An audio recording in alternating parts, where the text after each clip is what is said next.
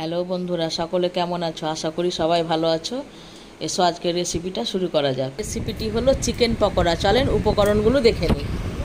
Chicken pakora, দেখো এখানে chicken নিয়েছি অল্প পরিমাণে, একটা পেঁয়াজ কেটে রেখেছি, একটা কাঁচা লঙ্কা কুচি করে রেখেছি, কিছুটা ধনে পাতা নিয়েছি আর একটা ডিম নিয়েছি। আর চিকেনের মধ্যে দেখো এই ভিনিগারের ঢাকনাতে আমি এক ঢাকনা ভিনিগার দিয়ে দিচ্ছি। জিরে গুঁড়ো দিয়ে দিচ্ছি, ধনে গুঁড়ো দিচ্ছি, হলুদ দিয়ে দিচ্ছি,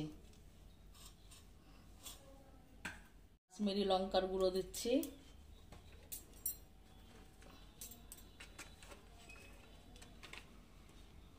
সামান্য গরম মশলা দিচ্ছি, এক চামচ আদা বাটা দিচ্ছি, এক চামচ রসুন বাটা দিচ্ছি।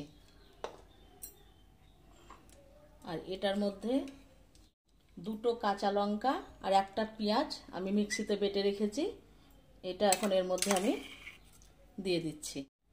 একটা কাঁচা লঙ্কা আমি কুচি করে রেখেছি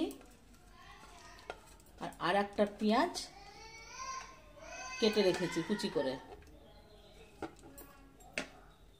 আর ধনে পাতা কুচি দিয়ে দিচ্ছি।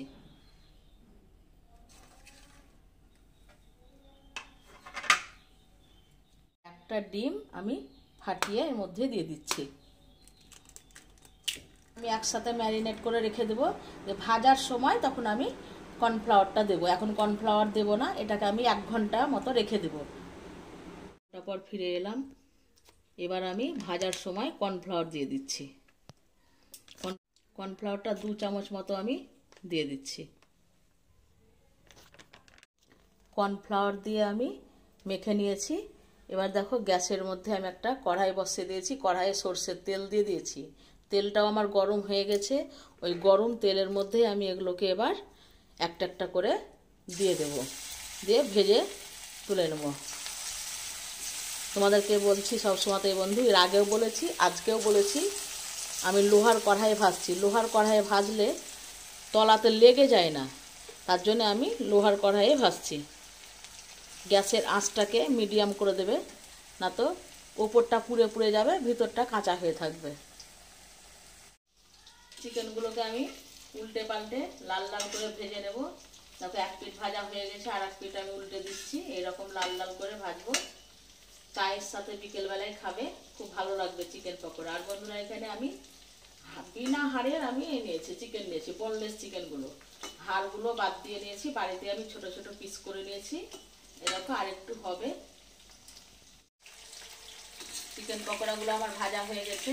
এবার দেখো আমি এগুলোকে অন্য পাত্রে আমি তুলে নিচ্ছি।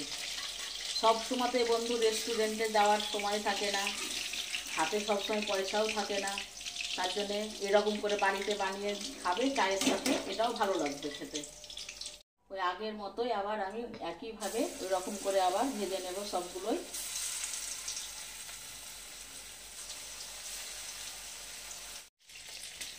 আগের মতন এগুলোকেও একইভাবে ভেজে আবার আমি তুলে নিচ্ছি।